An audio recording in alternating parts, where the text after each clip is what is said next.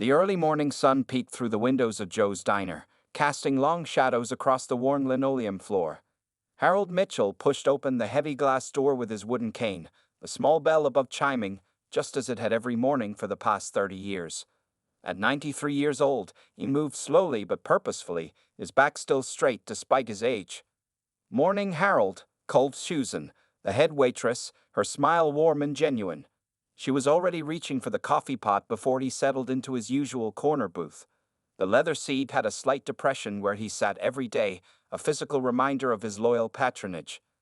Harold's weathered hands, marked with age spots and the memories of war, carefully arranged his belongings on the table, his neatly folded newspaper, his reading glasses in their worn case, and his military service cap that he never left home without. The morning light caught the World War II veteran pins on the cap, making them sparkle quietly. "The usual, hon?"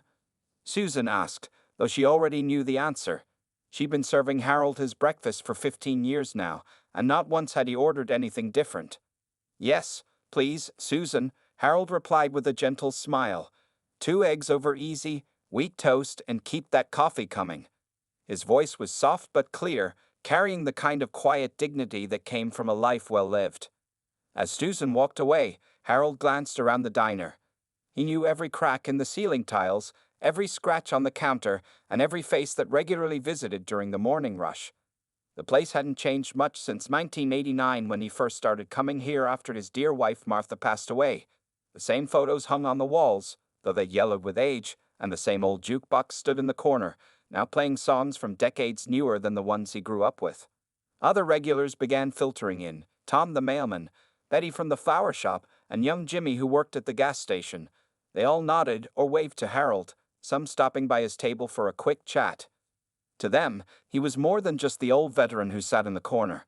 He was a living piece of their small town's history. Harold unfolded his newspaper, carefully smoothing out the creases. His breakfast arrived right on time, the eggs perfectly cooked, the toast golden brown, and the coffee steaming hot. Susan had learned years ago to cut the toast diagonally, just the way Harold liked it, though he never actually asked her to do so. As he ate, Harold's mind drifted back to his younger days. The diner's coffee wasn't as good as the coffee he'd learned to make during his service in the Pacific, but it was familiar and comforting. His tank crew had taught him how to brew it strong enough to wake the dead, a skill that had made him popular among his fellow soldiers. Through the window, Harold watched the town slowly come to life. Cars began filling the street, shop owners flipped their signs from closed to open, and the morning school bus rumbled past. He remembered when this same street was just packed dirt, back when he returned from the war and helped build the town into what it was today. The other customers couldn't see it, but beneath Harold's quiet exterior lay a lifetime of extraordinary experiences. The small purple heart pin on his cap told only a fraction of his story. His hands, now carefully cutting his eggs, had once steered tanks through jungle warfare. His eyes, now scanning the morning paper, had witnessed both humanity's darkest moments and its most inspiring triumphs. Harold took his time with breakfast, savoring each bite as he read through the newspaper sections. He lived alone now, so these morning rituals held special meaning. The diner was more than just a place to eat. It was his connection to the community, his reason to get up and dress each morning, his way of staying part of the world. Little did Harold know that this peaceful morning routine, maintained faithfully for 3 decades, was about to face an unexpected disruption. But for now, he simply enjoyed his breakfast, unaware that his quiet corner of Joe's diner would soon become the center of a story that would surprise everyone in town, including himself. The peaceful atmosphere at Joe's diner changed dramatically one Tuesday morning when the rumble of motorcycle engines shook the building's windows. Harold looked up from his newspaper as 5 large motorcycles pulled into the parking lot, their chrome pipes gleaming in the morning sun. The bikers who walked in were exactly what you might expect: tall, muscular men wearing black leather jackets covered in patches. Their heavy boots made loud thuds against the floor, and chains jingled from their belt loops. The leader, a man with a thick beard and tattoos covering both arms, stood at least 6 feet tall. Susan, the waitress, gripped her coffee pot tighter as the group looked around the diner.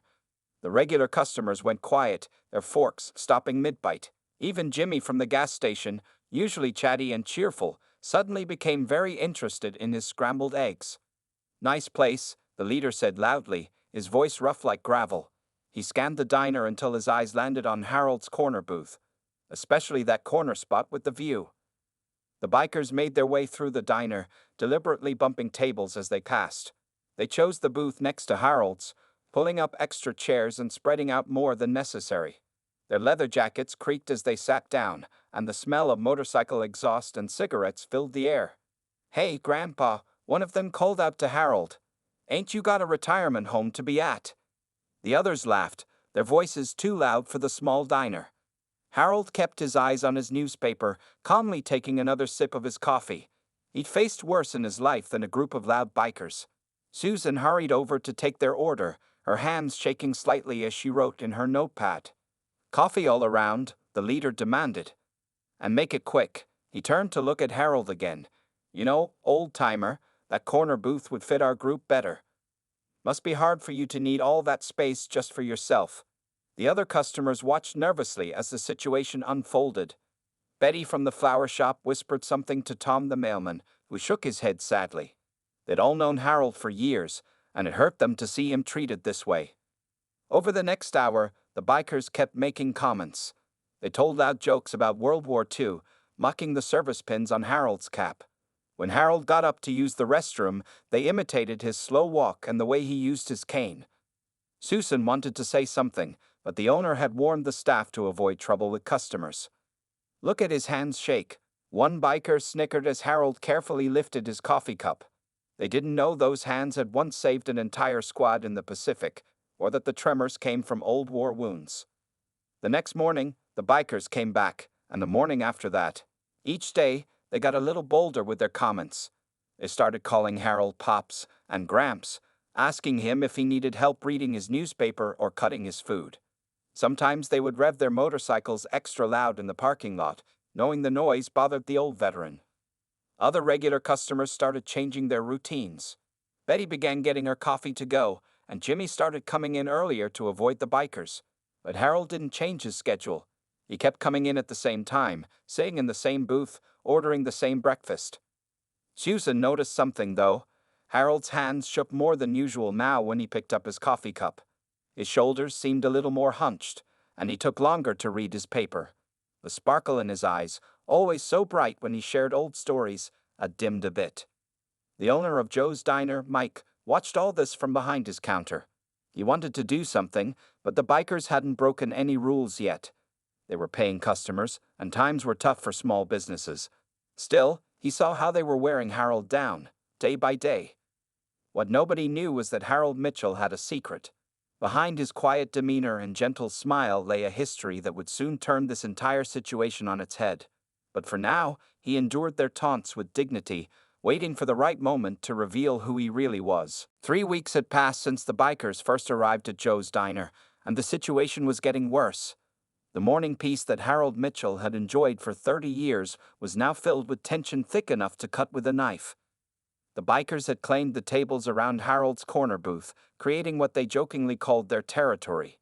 Their motorcycles took up half the parking lot, and the sound of revving engines had become an unwelcome alarm clock for the neighborhood. On this particular morning, Harold noticed something different as soon as he walked in. His usual coffee cup was missing from its spot on the counter where Susan normally had it ready. The bikers had taken it, they were passing it around, making fun of the slight chip on its rim that had been there for years. "Looking for something, old-timer?" the leader asked, holding up Harold's cup. "Found this antique sitting out, probably belongs in a museum, just like you." The other bikers laughed, their voices echoing off the diner's walls. Susan rushed over with a new cup for Harold, her face red with embarrassment. "I'm so sorry," she whispered. "They got here early today." Harold just nodded, his face calm despite the humiliation. He'd survived the horrors of war. He could survive this too. But the bikers weren't finished. As Harold settled into his booth, they started a new game. Every time he tried to read his newspaper, they would rev their motorcycles in the parking lot. The noise made the windows rattle, and Harold's hands shook more than usual as he tried to hold his coffee steady. "Hey guys, look!" one of the younger bikers called out. "Grandpa's got the shakes real bad today. Maybe we should help him drink his coffee." More laughter followed, but some of the bikers were starting to look uncomfortable with their own behavior. Tom the mailman couldn't take it anymore. He stood up from his breakfast and walked over to the biker's table. "That's enough," he said, his voice shaking slightly. "Harold's a war hero. Show some respect." The leader stood up slowly, towering over Tom. "Respect? In my experience, old man, respect is earned." He looked directly at Harold. "And sitting in the same spot for 30 years doesn't earn you anything except a worn-out cushion." Harold continued eating his breakfast, cutting his eggs with the same careful precision he'd always shown, but those who knew him well could see the tension in his shoulders, the slight tremor in his hands that wasn't just from age anymore. Betty from the flower shop had started bringing Harold fresh flowers every morning, placing them on his table as a small act of defiance against the bikers. Today's bouquet was filled with red, white, and blue blooms, a quiet reminder of his service to the country. The bikers knocked the flowers over accidentally as they walked past, spilling water across Harold's newspaper. "Oops," the leader said with a smirk. "Guess your reading material needed some watering." Susan rushed over with a towel, but Harold stopped her with a gentle hand. "It's all right," he said quietly. "Sometimes rain falls where it shouldn't." His voice carried a weight that made several of the bikers shift uncomfortably in their seats. Behind the counter, Mike the owner was making phone calls, trying to find someone who could help handle the situation. The police said they couldn't do anything unless the bikers broke the law. The local veterans groups were sympathetic, but hesitant to confront the tough-looking crew. What nobody realized was that Harold's patience wasn't endless. Each taunt, each deliberate bump of his table, each mocking laugh was being carefully noted. His military training had taught him to observe, to wait, to choose the right moment for action. As Harold finished his breakfast that morning, something changed in his eyes. The usual gentle sparkle was replaced by a steely glint that hadn't been seen since his days in the Pacific. He looked at his watch, the same one he'd worn during the war, and made a decision. Tomorrow would be different. Tomorrow, he would show these young bikers exactly who they were dealing with. Little did the bikers know, their game of intimidation was about to backfire in a way none of them could have expected. The rainy Tuesday morning started like any other at Joe's Diner, except the weather matched the dark mood that had settled over the place. Harold Mitchell arrived at his usual time, his old military raincoat dripping onto the welcome mat as he carefully shook off his umbrella. Susan hurried to help him with his coat, noticing how the morning dampness made his war injuries ache more than usual. His movements were stiffer today, but his eyes held a strange determination she hadn't seen before.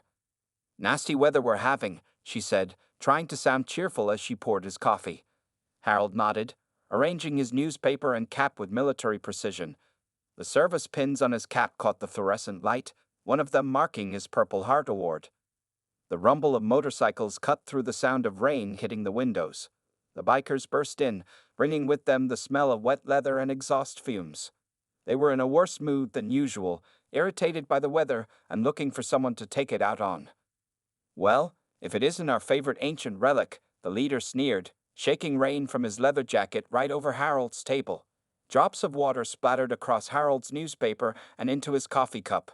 "Sorry about that, Pops. Guess I'm just clumsy today." Harold looked at his ruined coffee, then at the water spots spreading across his newspaper. For the first time in weeks, he slowly raised his eyes to meet the biker's gaze. Something in that look made the leader take a small step back. But the biker quickly covered his surprise with more aggression. "What's the matter, old-timer?" "Got something to say." He leaned down, placing both hands on Harold's table. "Because if you do, we're all ears." The diner went silent. Even the sizzling of bacon on the grill seemed to quiet down. Every regular customer held their breath, knowing they were watching something important unfold. Actually, Harold began to speak, but the leader cut him off by suddenly sweeping his arm across the table. Harold's breakfast plate crashed to the floor, eggs and toast scattering across the linoleum. The coffee cup tipped over, dark liquid streaming onto Harold's lap. "Oops," the leader said with a cruel laugh. "Looks like it's time for you to find a new spot, old man. This is our corner now." The other bikers joined in the laughter, though a few looked uncomfortable with how far things had gone. Susan rushed forward with a towel, but stopped dead in her tracks when Harold slowly raised his hand. The old veteran gripped his cane and carefully pushed himself to his feet. Despite his age, he drew himself up to his full height, his back straight as a ramrod. The rain drummed harder against the windows as Harold stood face to face with the biker leader. Though the biker towered over him by at least 6 inches, something about Harold's presence made him seem just as tall. "Young man," Harold said, his voice carrying clearly through the silent diner. It wasn't loud, but it had the kind of authority that made everyone listen. "I've been patient with your disrespect. I've endured your mockery. I've watched you intimidate good people in this diner." He paused, looking each biker in the eye. "I fought in the Pacific Theater to protect the right of young men like you to live freely. But that freedom doesn't give you the right to bully others." The leader tried to laugh, but it came out weak. "Yeah. And what are you going to do about it, grandfather?" Harold reached into his back pocket and pulled out his worn leather wallet.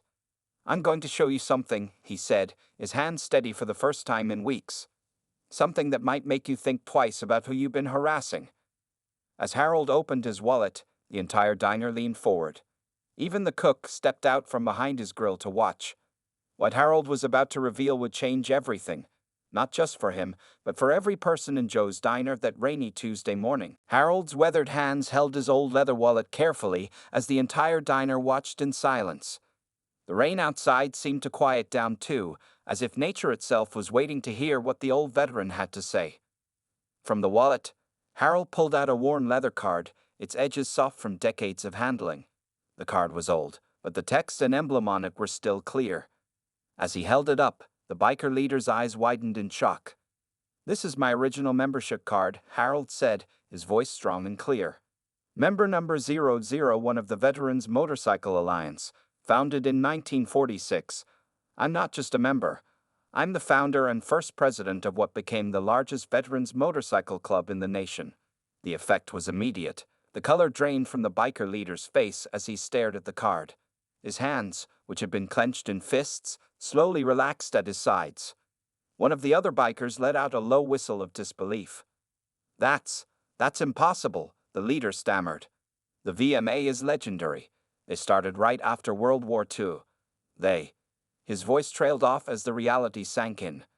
Harold wasn't finished. From his wallet, he pulled out an old black and white photograph. It showed a young man in military uniform standing proudly next to a 1946 Harley-Davidson motorcycle. The young soldier's smile was unmistakably Harold's.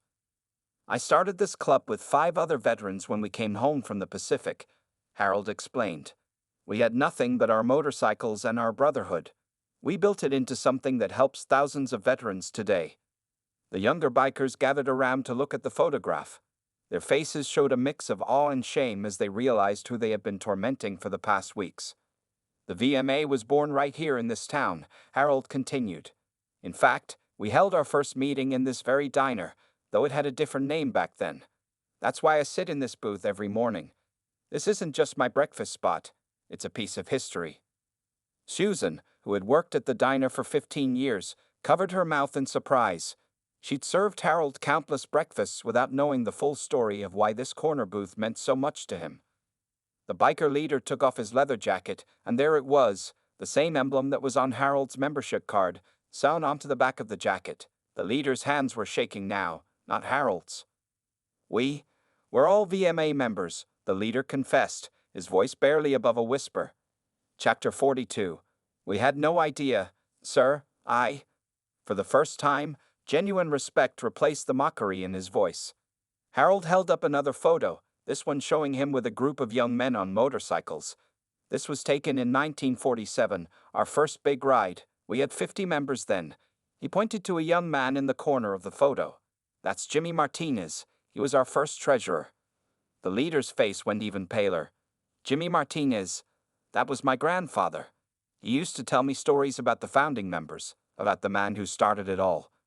He looked at Harold with new eyes. "You're the captain, the one they called the captain." Harold nodded slowly. "Your grandfather was a good man. He helped build this organization into something special. Something that was supposed to stand for respect, honor, and helping fellow veterans. Not for bullying old men in diners."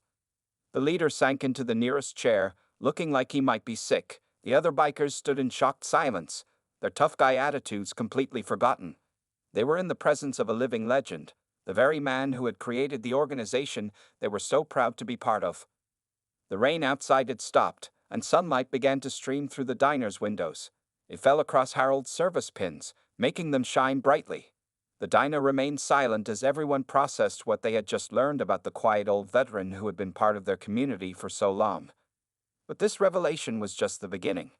What happened next would change not only the relationship between Harold and the bikers, but the entire community around Joe's Diner. The morning sun now filled Joe's Diner completely, casting a warm glow over the scene as the biker leader, still shaken, stood up from his chair. His hands trembled as he straightened his vest, the VMA patch catching the light.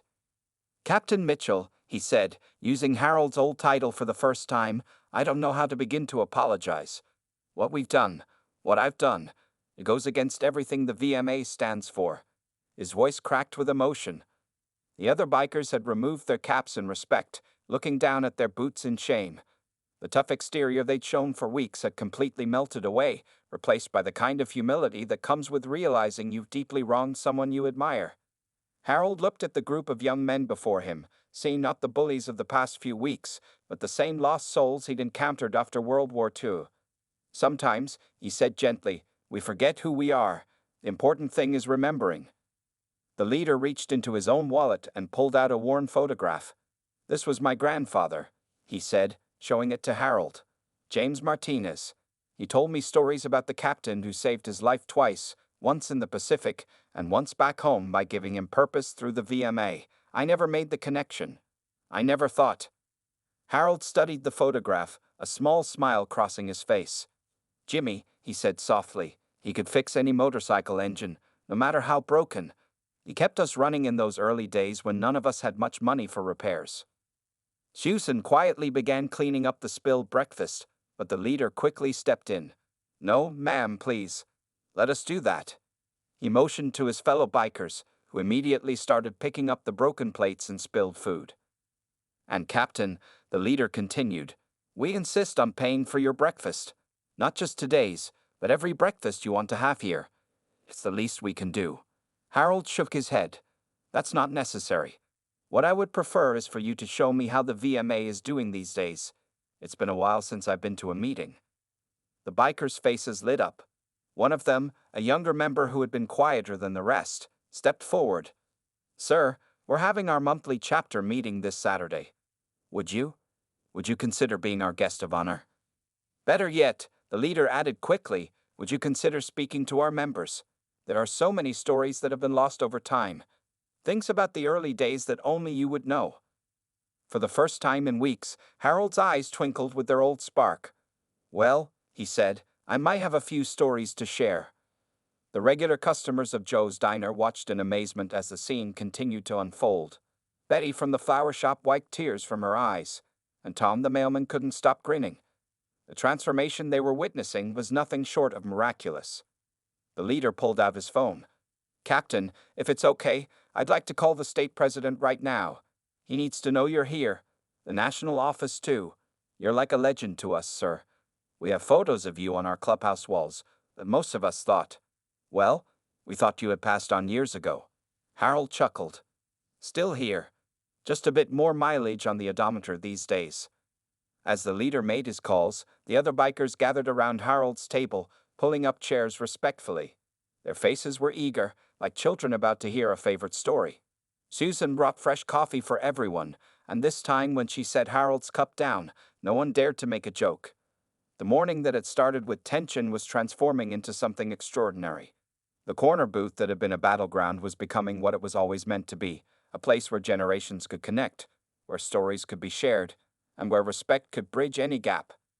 But the real changes were just beginning, and what would happen next would affect not just Joe's Diner, but the entire VMA organization. Word spread quickly through the Veterans Motorcycle Alliance about the discovery of their founding father.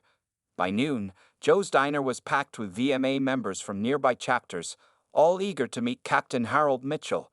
The parking lot filled with motorcycles, but this time their presence brought excitement rather than dread. The biker leader, whose name was Steve Martinez, sat closest to Harold. His earlier shame had transformed into a deep respect as he learned more about his grandfather's connection to the man they had tormented. "My grandfather's diary," Steve said, pulling out a small, leather-bound book. "He wrote about you all the time, Captain, about how you saved him in the Pacific." Harold's eyes softened at the sight of the diary. "Your grandfather saved me too, Steve. We all saved each other back then. That's why we started the VMA, because we understood that surviving meant sticking together. The state president of the VMA arrived shortly after lunch, his face red from rushing over as soon as he heard the news. He carried with him old documents, photographs, and the original VMA charter, all bearing Harold's signature. "Captain Mitchell," the state president said, his voice full of emotion, "your signature is on my father's original membership card. He told me stories about you until the day he died. We've been trying to live up to the principles you established." Harold looked at the documents spread before him, memories flooding back. "We started with nothing but a dream and a few broken-down motorcycles," he said. "We wanted to create a place where veterans could find the brotherhood they missed from their service days." Steve, still processing his connection to this history, asked, "Captain, what happened? Why did you step away from the organization?" Harold took a sip of his coffee before answering. "Life happened, son. My wife Martha got sick in the late 80s. She needed me, so I handed over the leadership. After she passed, I kept to myself mostly. This diner became my connection to the world." The younger bikers listened intently as Harold shared stories about their organization's early days. He told them about the first cross-country ride in 1947, about how they helped veterans find jobs and homes, and about the brotherhood that kept them all going through tough times. "We didn't have much," Harold explained, "but we had each other. Every Sunday, we gather in this very booth to plan how we could help more veterans. Your grandfather," he said, looking at Steve, "he started our first motorcycle repair training program, teaching returning veterans a trade." As the afternoon wore on, something remarkable happened. The bikers who had been bullies just days ago began sharing their own stories of why they joined the VMA. Many were veterans themselves, struggling to find their place in civilian life. Others were children and grandchildren of veterans, trying to honor their family's legacy. "We lost our way," Steve admitted, standing up to address the crowded diner. "We forgot what the patch on our backs really means.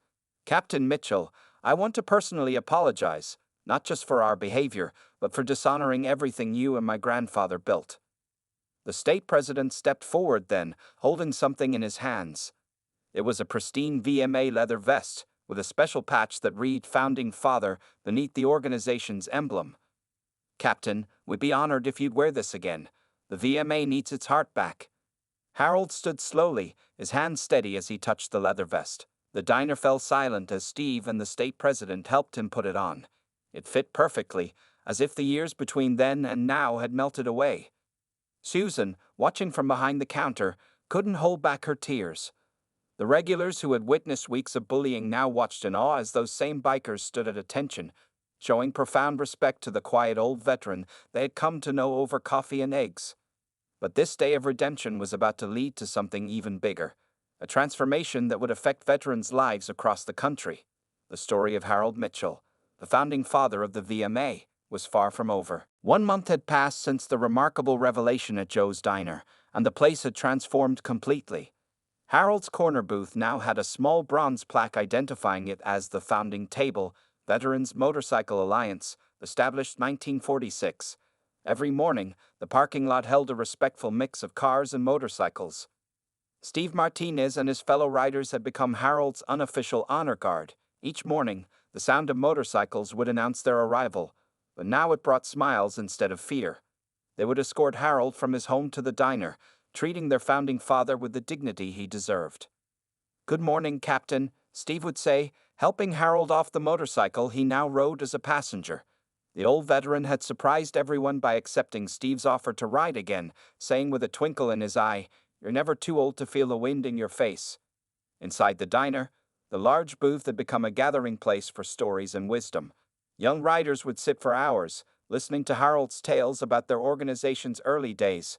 He told them about midnight rides to help stranded veterans, about collecting clothes and food for struggling families, and about the true meaning of brotherhood. "The patch we wear," Harold would say, touching the emblem on his vest, "it's not about looking tough or claiming territory. It's a promise to serve others, just like we served our country." Susan had noticed a beautiful change in Harold, too. His hands rarely shook anymore, and the spark in his eyes had become a constant flame. Having a purpose again, being surrounded by the brotherhood he had founded, had given him new life. The VMA had undergone its own transformation. Steve, as chapter president, had started new programs based on Harold's original vision. They established a veteran outreach program, helping older veterans with home repairs and transportation to medical appointments. Every Sunday, bikes would roar out of Joe's Diner's parking lot, headed to help another veteran in need. My grandfather would be proud, Steve said one morning, watching his riders help an elderly veteran fix his roof. This is what the VMA was always meant to be. The story of Harold and the bikers had spread throughout the veteran community. News channels came to film at Joe's Diner, capturing the sight of young riders sitting with their founding father, learning the true history of their organization. Harold's quiet dignity and forgiveness touched hearts across the country. But the most meaningful change was visible every morning at the diner. The corner booth that had once been a source of tension now regularly hosted a mix of generations. Young riders would bring their children to meet Grandpa Harold, as they affectionately called him. He would share stories with them about their own grandfathers, about the brave men who had started the VMA with nothing but hope and brotherhood. Betty from the flower shop still brought fresh flowers every morning, but now they were proudly displayed on Harold's table, never knocked over or disrespected. Tom the mailman had started joining the veterans for coffee, sharing his own stories of military service. On this particular morning, Harold sat in his booth, surrounded by riders preparing for a charity run. He watched as Steve organized the group, giving clear directions about their mission to help a homeless veteran move into a new apartment. "You've done good, son," Harold said to Steve as the younger man checked the day's plans with him. "Your grandfather would be proud of the leader you've become." Steve's eyes moistened at these words. "Everything I know about real leadership, I learned from you this past month, Captain. You taught us that true strength isn't about intimidation. It's about lifting others up." As the morning sun filled Joe's Diner, Harold looked around at the scene before him. The place that had been his quiet sanctuary for 30 years had become something more, a living symbol of the brotherhood he had founded decades ago. In the faces of the young riders who now filled the diner with respect and purpose, he saw the future of his legacy, bright and secure. The corner booth was no longer just his breakfast spot. It had become a bridge between generations, a place where the true spirit of the Veterans Motorcycle Alliance would live on, stronger than ever.